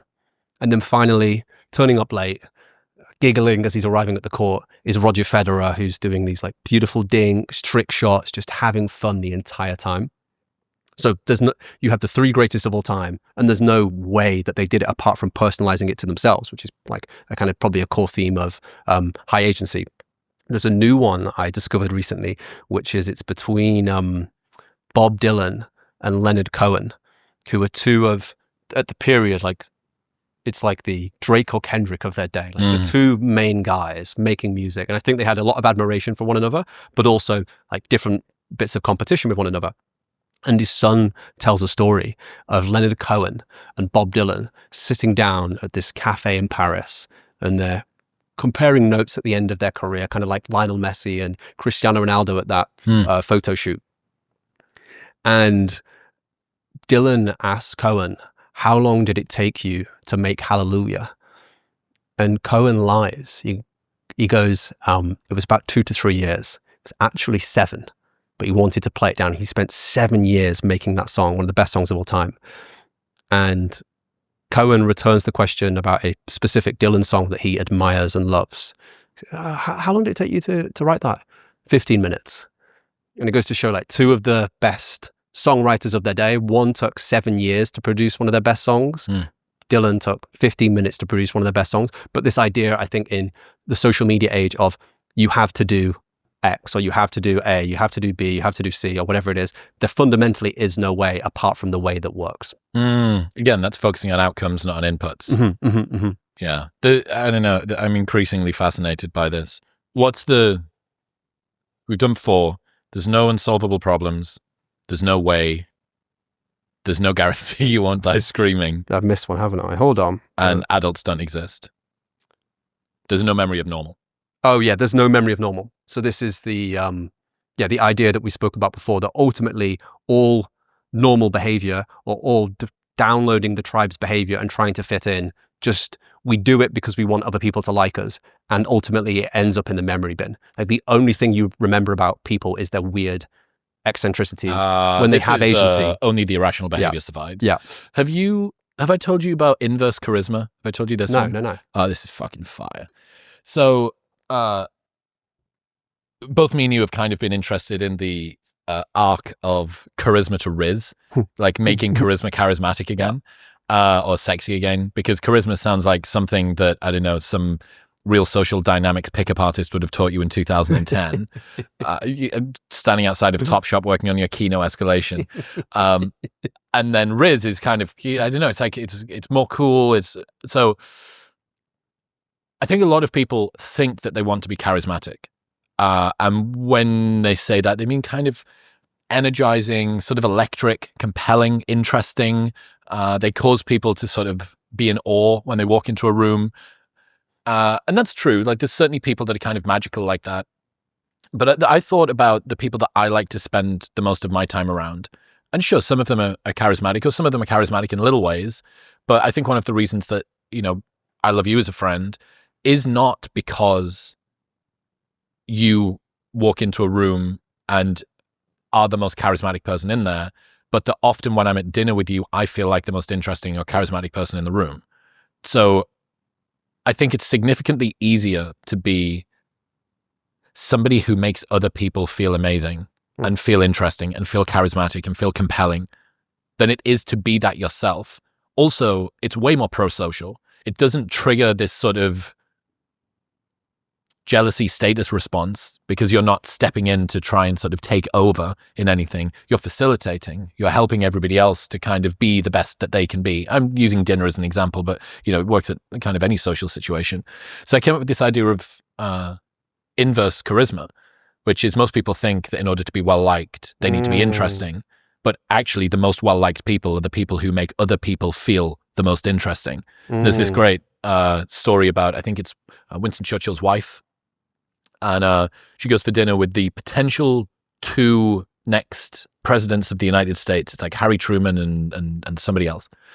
So she leaves the first dinner, and they're a couple of weeks apart, leaves the first dinner and says, I left that feeling like he was the most interesting person in the world. Of course he could run the country. And then she went for dinner with the second presidential candidate, the one that ended up winning.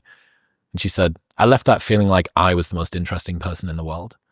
And that's inverse charisma. It reminds me of the meme. There's a meme where there's a huge queue on one side, and then there's no queue for the next thing.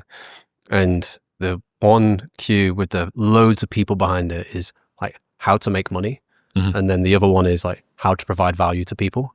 Yeah. And it's kind of a similar thing to charisma, right? Is that ultimately making money is just value exchange at scale. But we often think of how do I extract resources from people versus how do I actually give something, turn it into a positive sum game. Mm-hmm. I've never thought about it like that. That's a really good point. I fucking adore inverse charisma, dude. And, embracing that as well. The reason that I really, really like it is that it seems much more in reach for most people. Just be interested in other people, and they will find you interesting. There was a really cool study that was done. They got a guy, a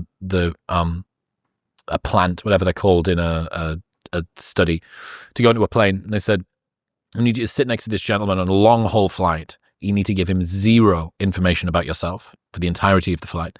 So this guy gets on, speaks to this gentleman next to him, just asks questions the whole way. And then they get off and they interview the person that they were sat next to, the person who was asking all of the questions of. They said, we're just doing a short survey about your experience on the flight today. We're making sure that people are placed appropriately. And how did you find the flight? He said, oh God, it was great. I sat next to this guy. He was so interesting. He was so fascinating. They go, oh, that's brilliant. Can you tell us his name? He goes, no, I didn't get his name. So, well, can you tell us anything else about him? He goes, no, actually, I can't. No, he didn't tell me anything at all. Damn. The most interesting person was the person that made you feel like the most interesting person. Damn.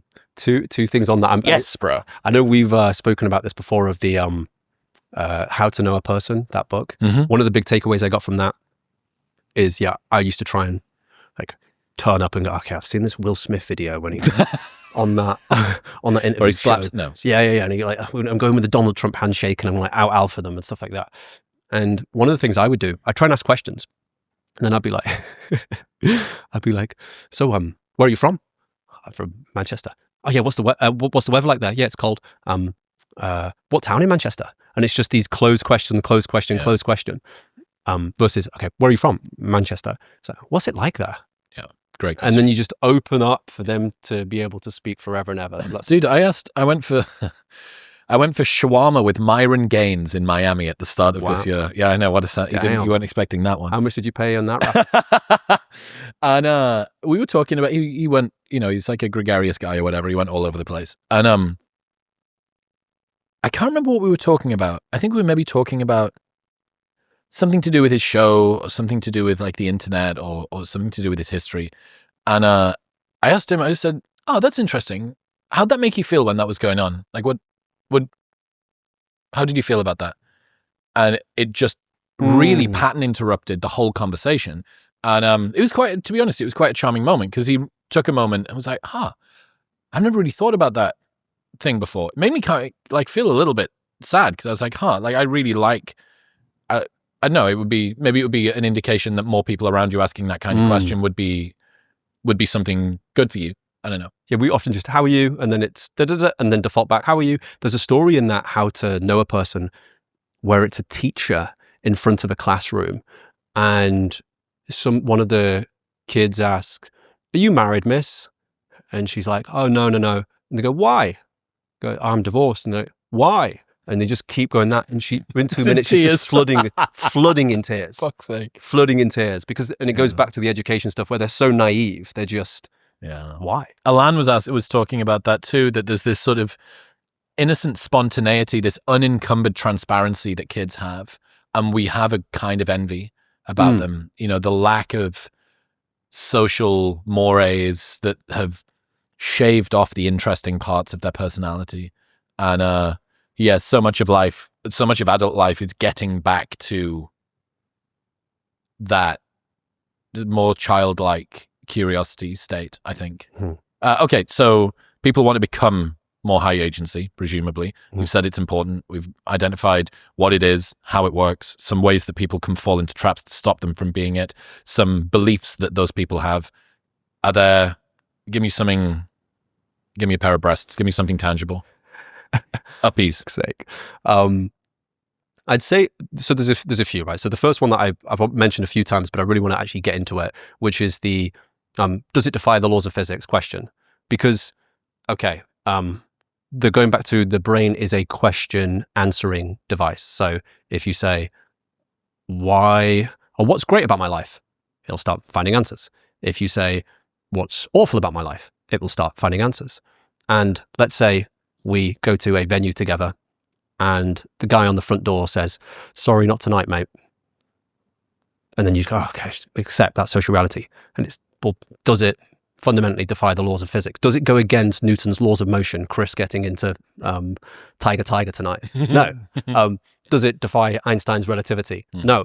And that point sounds trite, but when you actually begin to understand that, well, you go, well, as long as it doesn't defy the laws of physics, anything is theoretically possible with human knowledge. And again, it sounds trite saying that, but you just look at the last few hundred years since the Enlightenment, and you have this period before it where nothing happened in humanity. We would just, your great granddad's life looked the same as yours. And meanwhile, we have this change and the ability for humans to understand how things work and implement it into reality and happen to life and shape their environment that we just now completely take for granted, like me getting annoyed at the flat Diet Coke on the Emirates flight, is a big thing. The second thing, which is probably a little less esoteric, that I really, really like as a metaphor, is when you're in the complete low agency and everything is super general, and it's like, I don't even know where to begin. I don't even know where to start. One thing I love doing, a little experiment I got, was going, okay, let's say have a problem right now I had a friend at the minute who he's an extreme, but a friend we both know actually, he's an extreme workaholic to a point that I've never seen before. And he was talking about how it's a problem. He just doesn't know where to start. And I said to him, I go, okay, where are you at right now out of 10? And it suddenly takes this kind of general infinite universe, Yep. all the way down to, okay, well, a bit of a binary choice there, and you can never say 7, right? So he goes, I'm at a 3. And I go, okay. And I go, why are you at a 3, by the way? Like, why aren't you at a 2? And he goes, to be honest with you, because I've actually like not worked tonight and I've come here to see you. I go, okay, so we're getting some specificity here. And I go, okay, well, what would take it up to a 4? And he goes, well, if I left the office before 8 p.m., I'd give that a 4. I go, okay, great. I've got a little step there. I go, what would take it to a 5? What would take it to a 6, 7, 8, 9, 10? And I go, okay, first off, let's just do the 4 immediately. And then as soon as you have that, you have momentum. One of the things I love, and I'll probably put it in a piece of like a template that people can use, is just what I call the video game Apple Note. So you have, let's say, for example, to-do list in Apple Note, build a website. The problem with that is that's starting the video game on level 56. So I had this fascinating realization that one person that I knew was the laziest person I've ever met, couldn't like open his mail. I couldn't get out of bed and like make himself some food, but was one of the best video game players at that specific game in the world. I would spend 16 hours a day on this video game. And I go, well, do they have an agency problem? Or is their reality just a poorly designed video game? Yeah. So the video game Apple Note is just level 1, let's say whatever it is, whether it's from opening mail to going to Kitty Hawk and taking the planes into the sky. There's always a level 1. And that's what video games are incredible at, that they adapt to where you're at and then just slowly move you up. Again, completely the opposite of school. So level 1 is always just dump down thoughts on topic. And what I love about that is no matter how complex the thing is, from curing cancer to flying planes to opening the mail, you can always dump down thoughts. And then you check it off. And level 2 is create the next 5 levels based off level 1. And what's beautiful is when you check level 1, level 1's small enough to start, but isn't overwhelming. So you have that video game bit of dopamine. And then when you check it off, you're like, fuck, let's go. Progress. I'm on level 2. Yeah. And then each step is enough. So key thing with video game design is it's enough of a step to feel a challenge, but without overwhelm. And if it's too big of a step, like level 56, build website, that's too big of a step. You just are constantly in frustration, so you just quit the video game. It's a terribly designed video game, but breaking things down into micro steps is such a key thing in video game design and ultimately increasing agency. Yeah, I mean, this is the productivity 101. You write your epigraph, you work in 7-year seasons, you work in 3-year blocks, you work in 1-year sprints, broken down into 90-day chunks, broken down into daily actions, and minute by minute you've got your life planned out. And it's kind of trite because it's so obvious, but the smallest first step imaginable is how the Wright brothers managed to get their plane to go. It's how you launched your marketing agency in a different country. It's how this podcast started. Yes. And yeah, you need to be able to, if you can figure out ways that you can constantly make that first step, because 50% of the battle is that first step. Yeah. So if you have that, great tool. Another tool more related to, so we spoke earlier about the four tenets of high agency. You have clear thinking, you have bias to action, you have resourcefulness and disagreeability. On the disagreeability point, which I think is a huge, huge part of it, the question I like to ask people is, who's your favorite podcaster, creator? Me. Thinker. So let's say all the people listening to it right now who have the Spotify Wrapped with you top of the list. Yep. What do you disagree with Chris on? Because there'll be a percentage, nothing, right? It's all good, baby. Yeah. But there'll be a percentage of the audience, unfortunately, probably less so with your audience, but there'll be a percentage of the audience that says, Chris says sky is red, therefore sky is red. And that's actually a great disagreeability test, because the amount of times I've put gurus on a pedestal, and then they'll say a lot of wise shit, and then I'll just start drifting. Get out over their skis. Yeah. And then they'll start drifting, and I'll just go with them. But that ability to say, who do you admire the most and what do you disagree with them on is a great disagreeability test. That's really lovely. Another one is, what's maybe the strongest held opinion that you have, whether that's politically, business-wise, theoretically, and who's the best person on the other side that you've heard? Yeah. Can you answer those two questions? Both of us have done, you've got your Mack's content razor. Would you consume your own content? If not, don't post it. And I think that works for songwriting. Would you listen to your own music? If not, don't write it. Or for your own podcasts, would you listen to your own podcast? If not, what the fuck are you doing spending hours and hours? That's why I've never posted to Pornhub. I wouldn't watch that. Have you seen, I've told you about this before, but I've never done it, but I'm still kind of tempted to do it. I'd do it if you did it as an accountability buddy with me. It's not Pornhub, is it? It's OnlyFans. Was it 100 Days of Rejection? Yeah. You've seen that, right? Yeah. Ask for a free coffee, ask a stranger in the street to give you £20, like try and get all of these different things that escalate toward ever increasing levels of social discomfort. Mm-hmm. And I feel like that from maybe it's not quite the same as disagreeability, but disagreeability triggers that sort of clamping. Yes. That fear of being exiled from the tribe, like Napoleon on his small little island. I think a big thing in that I got from CBT, to loop it back to what we said earlier, is when you're doing disagreeability things, is to write down the prediction beforehand that your amygdala's given you. So for example... Oh, and then you get to stress test between what I thought was going to happen and what actually ends up happening. And then you begin to slowly but surely take away the weapons that monkey mind has. And it'll still fire, but you go, oh, okay. I mean, it's interesting. You're firing about me going and asking out this girl or chatting to her. Yeah. But I remember last time you talked about how, if you're going to approach this girl, she's going to throw a drink in your face and blah, blah, blah is going to happen. But I got a number and we went on a few dates. So just comparing your brain's forecasting mechanism, which will always be the amygdala firing the nightmare mode, when it's always actually more likely a documentary. Well, you also don't get to take a snapshot of your mind unless you do the writing thing, right? And it's captured in the best way through writing. I mean, we've seen this even with the election in America, that we had this political fucking superposition, this like quantum world in which it's going to be close. People could see it either way. Yet ardent supporters on one side. Rory Stewart ate a lot of humble pie. Absolutely, to slam dunk, she's going to, and presumably he said that because he believed it, not just because he was trying to influence the electorate or say something cool or popular or whatever. But in retrospect, it couldn't have been any other way because it wasn't. It couldn't have been any other way because Trump won. And the ability, even I think back to where my mind was before that election happened. I go, fucking hell. Like it could go either way. I'm pretty sure that a couple of months out, I think Kamala's got it in the bag.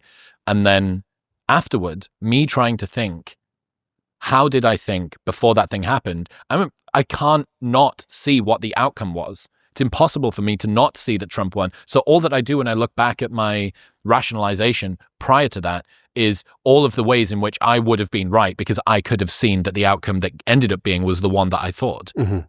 Yeah, and then you're just constantly, you have the benefit of the historian's hindsight where you begin to see, it was all ABC, but in the time when you was living through it, it was you're living through the fog of war, but it's so easy to forget the fog of war afterwards. Fuck me. Speaking of fog of war, we might as well bring this up. I was with you in Bozeman, Montana this summer when Trump got shot. Oh, yeah. And that was a really formative experience because 9/11, I was too young. January 6th was COVID, so I was in the house. So what's really fascinating is rapidly developing news story with other people at the same time. So the fact that I was with you and Emily and we went for dinner and, every 5 or 10 minutes we're checking Jack Posobich's fucking Twitter or whatever to find out what new rumors been going on. And it is, even in retrospect, one of the things that isn't fully captured is how chaotic news is. And I think the same thing probably occurs for ourselves, that in retrospect, we can look back and say, well, that was the outcome that occurred in any case. Morgan Housel's got this gorgeous story. He talks about how when him and his wife first got together before they were married, I think they were 23, 24, living in New York. They had no kids, no dependents. And he looks back and he said to his wife, that really was living, wasn't it? That really was the golden years. It's just so amazing. We used to lie in on a Sunday and we could go for lunch and do all the rest of it. His wife said, you were miserable. You hated it. You hated all of those things. And Morgan's realization was, in hindsight, you're able to see that the fears that captured you at the time were not worth having. But at the time, you have no certainty that those aren't salient. So what you see in retrospect is how you should have felt had you known what was going to occur? Well, the golden years seem to never happen in the present. It only seems to exist in hindsight. Yeah. One of the high agency techniques is what I call viewing the present with a historian's frame. So both at the personal level and then at the wider kind of societal level as well. So trying to, at the personal level, okay, going, I see these old photos of me on Facebook. I'm like, gee, I used to wear that. I used to post this shit. I'm like cringing at myself. Yeah. And then you go, hold on. You can hear that voice whispering, and go, me 5 years later is going to be cringing What I'm me doing right now. Yeah, correct. And then, but trying to ask that question now and deal with it probably speeds up the cycle a little bit, because each time there's that story of like the Zen master where he goes, yeah, 1 year ago, I thought I had, after 1 year of studying Zen, I thought I had all the answers. And then I realized I was wrong. Now I have the answers. And then after 2 years, I realized I was wrong again. But now I have all the answers. After 4 years, I was wrong again, but now I have all the answers. And it ends up with him going to like all the way to his grave and saying the exact same thing again. Now I realize I have all the answers, and just realizing it's constantly wrong. But even then, if you zoom out and you go, right, okay, that's at the personal level. But then at the societal level, the ability to view the present moment now with a historian's perspective, trying to detach from the fog of war. There's a beautiful line in The Sovereign Individual where he talks about the Roman Empire falling. And he said that, for example, it's an easy question right now, which is, when did the Roman Empire fall? And people can just give the specific date that it fell. When did the Roman society recognize that the Roman Empire fell? For the majority of people, it was not on that date. For some people, it was weeks after, it was months after. For some people, it was centuries after that they fully realized that the Roman Empire had fallen. And he makes this great line, which was, if CNN existed as the Roman Empire was falling, they would not be on the news saying, hey guys, the empire's fallen. They'd be denying it. They would be, by the time the news catches up, basically, if you wait for the news, you will be wrong or you will be late. That's your thing about social networks, right? If you read it on Facebook, you're probably late. If you read it on Reddit, you're probably early. Yes. Good rule of thumb. That's fire. I love that. What about the Patels? Your favorite hotelier? This is fucking peak high agency, man. So this I got from the My First Million podcast, and tells the story of the Patels who left India to go to Uganda. And the Patels essentially start as these kind of slaves or work people that are very low down in the society. And that kind of Indian work ethic just work their way up to the top of Ugandan society and own like huge businesses throughout Uganda. Idi Amin comes in and says, no. Africa is for Africans, not for the Patels. So we are going to take everything off you and nationalize this and give it back to the Africans. So not only are we going to take everything from you, we're going to give you 30 days notice. Like my rent contract's like at least like 90 days notice, right? So we're going to take everything from you and your families, and we're going to kick you out. So the Patels, some of them went back to India, but India at the time, I think, had a Bangladesh problem where they basically argued that the Patels had been gone for so long that you're almost no longer Indian now.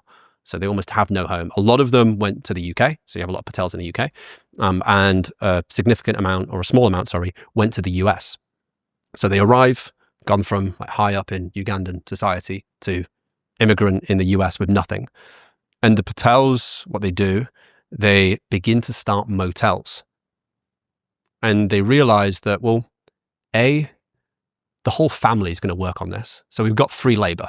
So we can kind of undercut people there. We're all vegetarians, so the food's going to be quite cheap to keep us going. And we can just live in the motel. So that gives us a competitive edge there because we don't have any cost for rent. So like the cost of our business is so low, and we could just start creating motel businesses. So start with a few motels, more and more Patels arrive, and they're constantly helping out their brothers, their cousins, their uncles, their second cousin, The etc. Indian advantage. Or yeah, like that. And just constantly, okay, well, if we can get 5x revenue, if we get a loan that's 5x revenue on this, we can buy more, and we constantly just use a bit of debt, buy more motels. Nobody can compete with us because we have this. So the Patels, kicked out of Uganda, arrive in America as nothing, keep compounding. And it's an absurd stat now of something around 70 to 75% of motels in America are owned by a Patel. Just talk about peak agency, like life happening to them, and meanwhile manage to completely 70 to 75% of motels in America owned by a Patel. So for the people that haven't driven through America, there are a lot of motels. Tons. When we were doing our road trip this summer, me and you nodding at most of them and going, Patels again. Yeah. Yeah. Yeah, I don't know, man. I think that it's such the approach that you have to this, the fact that you've been able to break it down and spend so much time writing this piece, which again, people can go and read. What are you hoping to achieve by sort of breaking this down? Are you looking to try and create more agency in your life? It seems like you're kind of swimming in enough already. No, I think, honestly, you can, as a writer, sometimes go, I think this is a really important idea. I need it to get out in the world. It was psychosis that was like eating my brain, and I just wanted to explore the topic because basically the goal of the essay was the thing I would have liked to have read at 13 rather than had written at 30. Yep. And just exploring that concept because, like I said, and I sound like a broken horse, but once you begin to understand that like everything's essentially just an agency problem, the agency issue, like it's endless possibilities from fixing climate to fixing cancer. It's just all agency. We're in a country that may be lacking, especially for young people, agency. Both of us managed to reach escape velocity to get out of that. What do you wish British George knew about agency, or how to maybe embrace a little bit more of it? So the way I always joke, being outside the UK for 2 to 3 years and then coming back, I learned more in the 2 to 3 years outside of the UK about being British than the 25 years being inside it. And funny bit is when we did 4th of July this year and we're in Nashville. And I mean, funny story is Chris, like everyone's like taking photos of the fireworks. I'm seeing all these people taking photos of fireworks, like soaking in the moment. And there's just Chris on Apple Notes, like writing down a quote from Nietzsche or something like that. And I just said, spot the autist to everybody around us. Anyway, it was quite a strange feeling being in that environment where it's people going, USA, USA. And I kind of realized at that moment a few things. So one, I've never met an American that doesn't celebrate the 4th of July. I've never met a Brit that knows their national day. I'm called George. It's St. George's Day. And I realized, actually, I don't even know the day. And I realized no Brit even knows the day. I think it's April 23rd. And I then reflected more on the UK. And the way I view the UK right now, it's like an icon that has an autoimmune condition. On paper, it's this like incredible historical figure, but he's just kind of eating itself alive. And I even think that like people like myself and yourself, like one thing that I noticed that maybe people who have a lot of optimism for the UK then complain about people moaning and don't realize that they're then starting this. Everyone in the UK moans so much. So I kind of come at things like one of the early thinkers that's definitely affected how I think has been Rory Sutherland. I do think the UK has a bit of a marketing problem. I don't think you necessarily need crazy technology or things like that to fix this. So one of the absurd ideas that I have is essentially looking at St. George's Day and comparing it to the 4th of July and going, well, what's happening here? Like, why is nobody celebrating St. George's Day? And why is everybody, regardless of their politics, celebrating 4th of July? Again, comes back to clear thinking. I think 4th of July, what it has is a recent enemy, which was unfortunately us trying to conquer that beautiful land, which we never should have let go. And there's a clear story that unites everybody. George killed some dragon. I don't know the story. Yeah. Nobody knows the story. And now it's just associated with racists and bigots. So my idea would be fix the UK's advertising, scrap St. George's Day, and announce Dunkirk Day. First off, good meme, sounds good branding. And essentially, I think it's a better story than 4th of July because no matter where you stand in terms of your politics, in terms of creating an enemy, you could have every problem with the British Empire and the UK and Britain and the state of it. Dunkirk was an extraction, not an act of war. Yes. And against the apex awful human being of Adolf Hitler, and it's still fresh in our minds. It's still recent enough to some extent. And you could argue, if Dunkirk didn't happen, does Western civilization even exist now? Certainly the UK, we're probably having the exact same conversation, but sprechen Sie Deutsch, right? In German. And both of us aren't August Landmaster, and we're just going along with it like low agency little bitches. So first off, Dunkirk Day. And I'd argue, make it quite unique. So first off, we have to make it British. So from midnight to 12 p.m. on the day, everyone can moan. Everyone can complain. It's not too cringe like the American style. You're allowed to moan about the mistakes the UK has made in its past, currently making, and is going to make. So you've taken something from April Fool's Day here. Yes, have it until 12 p.m. You can like criticize the country, drink tea, blah, blah, blah. Come 12 p.m., we're allowed, very rarely as Brits, to remember just how fucking awesome historically this country's been. So Dunkirk being obviously a key pivotal moment there. And just imagine this in the UK, right? You've got William Shakespeare, Alan Turing, John Lennon, the Gallagher brothers, right? You've got Pankhurst and the suffragettes. Whichever way you want to go, like we've got it all. The tourist demand that I think you could bring in for Dunkirk Day, even from like Harry Potter. I mean, even Crick of What's It and Crick, who created DNA or discovered DNA, one of them was British and it was done in Cambridge University. I'm sorry, America, but you can't compete with that.